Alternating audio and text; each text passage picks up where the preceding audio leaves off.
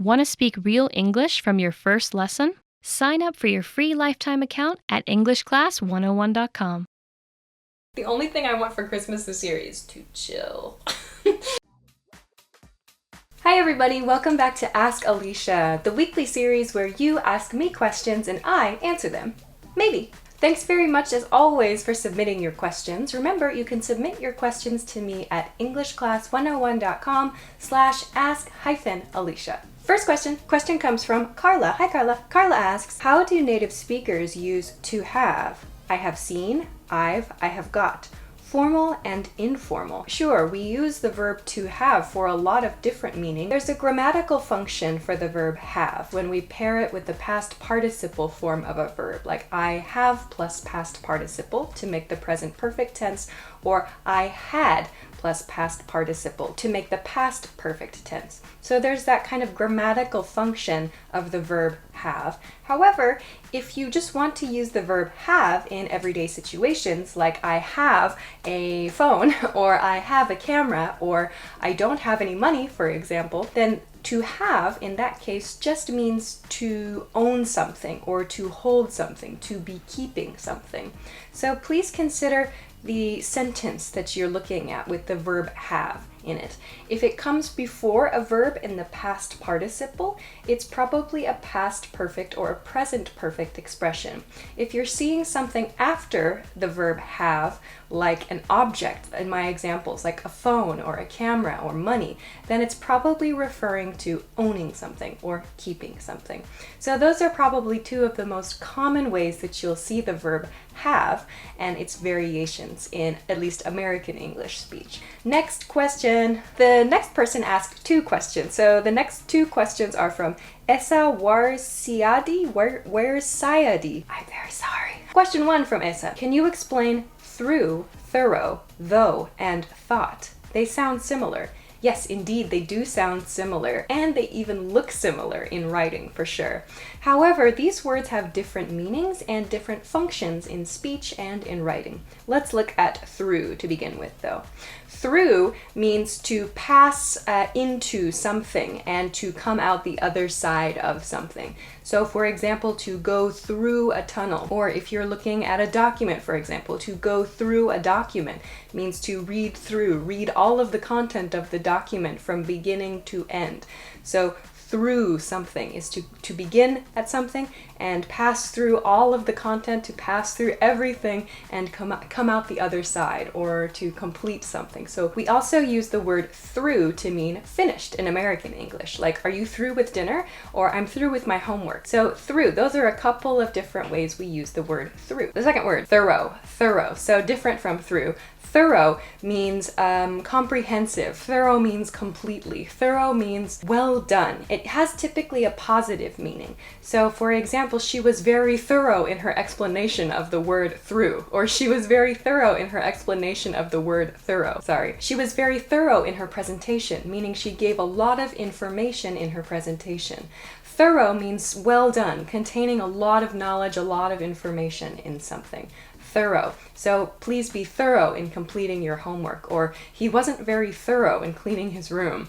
So thorough means well done, completely done, finished. So considering everything, considering all points of something, even the small details, is considered thorough. So we can use thorough for presentations, for activities that require small details, a thorough safety check, for example. So these are actions that are done completely, fully, to the small details. So that's thorough. Next word here is though. Though, you can think of though in the same way you think of the word but. So it's used to contrast information. It's used to express a difference in something. So you could follow someone's opinion with an expression like though. So for example, I think summer is the best season, though winter is pretty fun too. So you can think of though in the same way as you think of but.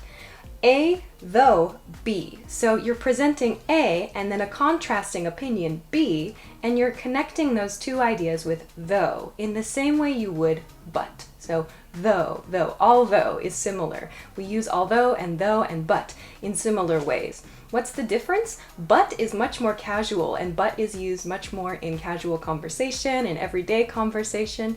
If you're writing a document, a formal document, or if you're making a formal statement, you could use though in place of but. So though shows contrasting information. The last one on this list is thought. Thought is the past tense of think when used as a verb. So I thought you were coming today, or I thought it was going to rain later, or I thought this was such a great afternoon. Thought is used as the past tense of think. We can also use thought to refer to an idea as a noun. So I had a thought, for example, or do you have any thoughts about this project? So we can use thought as a verb, past tense of think, or as a noun to refer to an idea. So again, that's through, thorough, though, and thought. Some of you might be wondering, how do I remember which is which when I'm reading or when I'm listening? You have to pay attention to the grammar of the sentence. They all have different grammatical functions. So you need to think about the grammar surrounding the word too. On to question 2 from Issa. What does love to hate mean, and when can I use it? Love to hate means it's something that you really, really dislike, but it's sort of enjoyable to dislike. So for example, this is an expression we can apply to reality TV. So many people think reality TV is not very good entertainment, or it's not very high quality entertainment. However, it's really, really fun to watch. So maybe, for example, you just hate a character on a reality TV show, but somehow you enjoy watching that TV show too. So something that you feel very strong dislike for, and yet you really enjoy it at the same time. That's something you can love to hate. You love to hate that thing. Next question. Next question comes from Bowie Dente. Bowie Dente. Very sorry. Bowie Dente asks, when can I use ever in a present perfect sentence? Like, I have ever. Ever means at any time or at all times. You can use ever when you're asking a question, like, have you ever, blah, blah, blah. Have you ever been to France? Have you ever eaten ramen? Have you ever taken a trip to the mountains? For example. We can use ever when making questions. That's one. But because ever means at all time or at any times, we may not use it to answer a question like that. Have you ever, blah, blah, blah.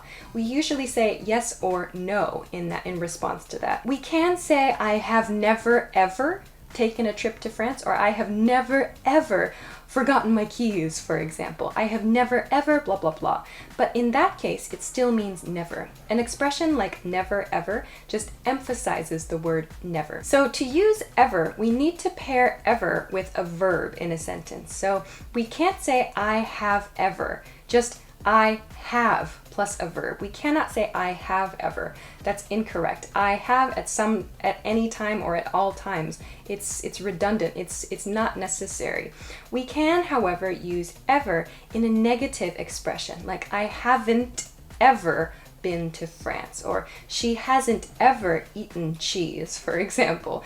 So we have to pair ever with a negative to make a response. We use ever for present perfect tense questions, and paired with a negative, have or has, to make a response, to make a negative response. So please keep those two in mind. Next question. Next question comes from Bahar. Hey Bahar, nice to see you again. Bahar's question is, what does dash mean, and when can we use it? Okay, so the word dash as a verb means to run very quickly for a short period of time. So for example, I dashed to the station to catch my train, or I dashed to the classroom for my test. He dashed off to the flower store to buy a bouquet for his mother, for example. So these are very, very short periods of time and very high speed. That's to dash. However, we can use dash as a noun in a way that does not refer to running. We can use it in writing as well. Sometimes we use the word dash to refer to these lines we see in writing. You might see hyphens,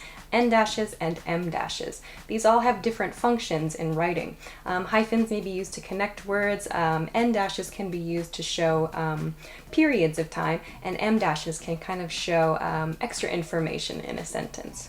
So we call all of these dashes. This is kind of the category that we assign to each of these. So there's the verb to dash, and there's also dash as a noun, which means all of these sorts of things. So thanks for that question, Bahar. Next question. Next question comes from Ricardo Villarroel. Hey Ricardo, welcome back. Ricardo's question is, what's the difference between several, sundry, and various? Okay, I'm not quite sure how sundry fits in here. Several means a few of something. So think of several as higher than a couple or a few, but it's not quite at many yet. So maybe as a good hint, the word several sounds a bit similar to seven. Maybe it doesn't necessarily mean exactly seven of something, but it's a bit higher than a few, and it's not quite at the level of many or a lot of. The next word you asked about, sundry. Sundry is something we use for household items, like everyday small household items. We usually use that in the plural form, like shops which sell sundries. So this is quite different from the words several and various. So sundry is usually used in the plural form, and it refers to everyday items in your house. The last word you asked about, various. We use various to describe a miscellany of things. We use it before a noun typically. For example, various ideas or various people or various subjects, various topics. So various is used to describe many different types of something. Several refers to quantity. Various is just used to indicate that there are different types or different kinds of the noun that follows it. So as I said, various ideas, various flavors, various people, meaning different types of ideas, different types of people, different types of flavors. So several, quantity, various types. Next question. Next question comes from Annette Jake Nuguid. Nugui. I'm very sorry. How do we use well before someone starts speaking and though after they speak? Well is kind of used as a soft way to begin speaking.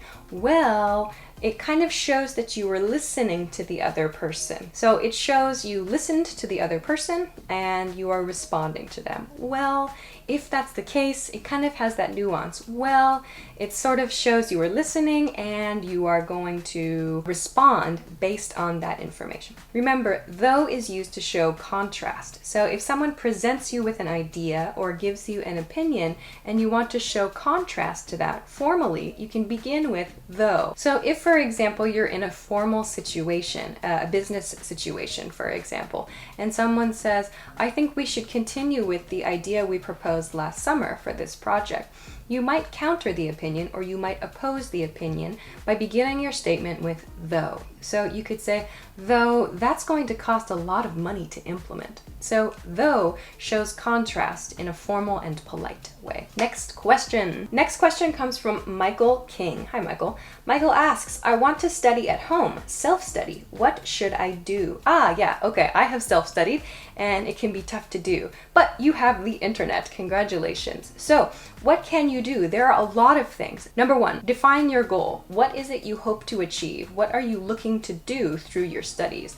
Don't just say, I want to learn English. That's not a very specific goal. Give yourself a specific goal to achieve. Like, I want to pass this level of a test, or I want to be able to do this thing in my life. I want to be able to give a business presentation in English. Number two, look for resources that are going to help you achieve that goal. If you need to work on your speaking, you need to find ways to practice your speaking. If you're looking for something to help you with your reading or your writing, for example, look for tools that do that. If you want to read, look for blogs, look for websites that have the content in your target language that you want to know more about. So start reading things and trying to pick up the vocabulary through studying those things in your target language. There are tons of resources out there, but you need to define your goal first and then start looking for the resources that match your goal. 3, maybe the most difficult one for a lot of us, is to practice every day. Find some way to make language practice part of your everyday routine. In my case, for example, I found that it was really helpful for me to take 15 minutes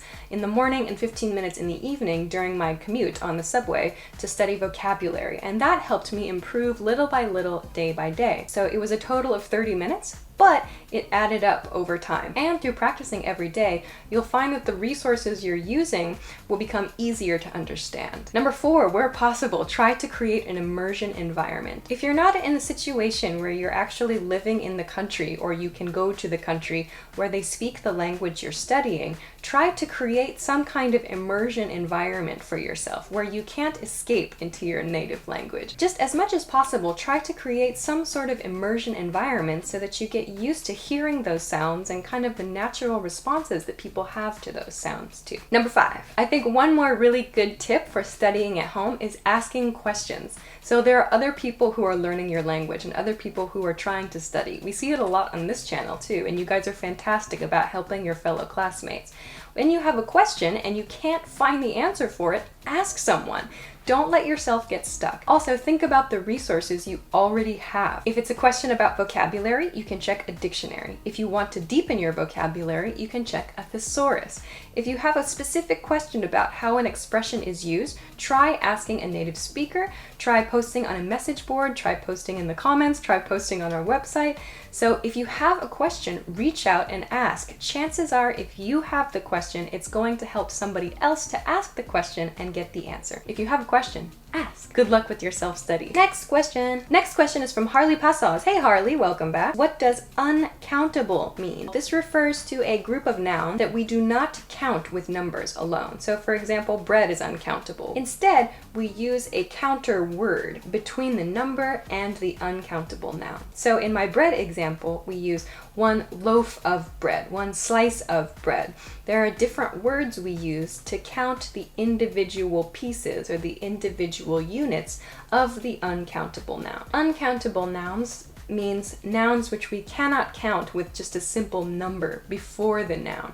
We need to use an additional counter word. Next question. Next question comes from Taylor. Hi again, Taylor. What's the difference between look into my eyes and look me in the eye? I would say that we use look into my eyes in more romantic situations. Or you might hear this in like movies. Maybe there's something magical that's happening and I don't know, a witch is casting a spell and she says, look into my eyes. Look me in the eye is typically used in a more aggressive situation. It's used in an expression like look me in the eye and say that. Look me in the eye tends to be a more aggressive statement. Look into my eyes sounds more romantic or mysterious. Next question from Yonki. Yonki? I'm sorry. What's the difference between I like to take naps and I like to take a nap?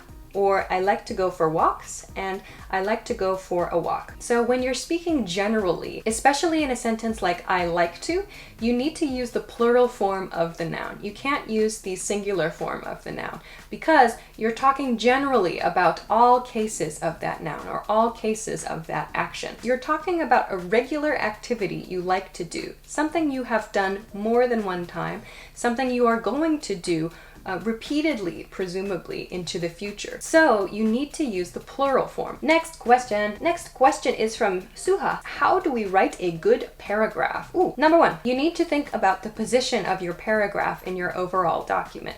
Let's think about writing a document in terms of 3 parts: an introduction, a body, and a conclusion. In the introduction section, you need to introduce the key information your reader needs to know what they're going to read about later in your document. So if your paragraph is in the introduction, you need to think about how to introduce your information there. Second, the body section of your document should be where you include your evidence, your supporting materials, your opinions, any references that you have. So if your paragraph falls in the body of the document, you should have these themes in mind. If your paragraph is in the conclusion of your document, at the end, you should be concluding or finishing your ideas. It's typically a good idea to summarize the ideas you presented in the body and the introduction of your document in the concluding section. 2, use transitions. When you're writing, it's good to transition from one sentence to another and to use good transitions between paragraphs themselves. So some example transitions could be first, second, third, or next, then, finally, after that, moreover, additionally, furthermore. So transitions help the reader connect the ideas that you're presenting in your writing. 3, avoid trying to include too much information in one sentence. Remember, you need to try to present your ideas as clearly and accurately as possible. So if you find you're just writing and writing and writing and the sentence is becoming extremely long, take a moment and look at the goal of this sentence. What are you actually trying to communicate? If you need to, break it into smaller sentences and connect them with transitions. Next question. Next question comes from Luan Garcia. Hi, Luan. Luan asks, I would like to know how to use down, up, off, in, on, and out after a verb and why it's necessary. Oh dear. Luan, this is a very big question. Your question is about phrasal verbs. These are all called phrasal verbs. Verb plus adverb or preposition. There are an enormous amount of phrasal verbs. I cannot possibly talk about all of them in one video. Phrasal verbs are necessary because they are part of speech. They are simply a type of verb. They are a type of expression. So you need to know them because they will help you to communicate effectively.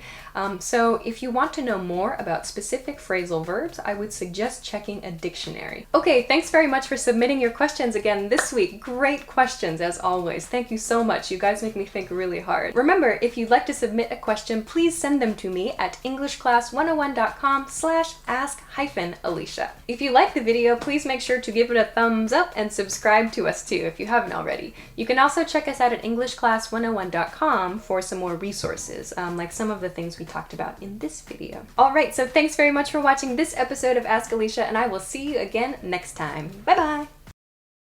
This is not a traditional Christmas outfit by any means. I kind of look like a cleric from the movie Equilibrium. Have you guys seen that movie with Christian Bale and Sean Bean? You know that movie where they like don't have any feelings and they fight?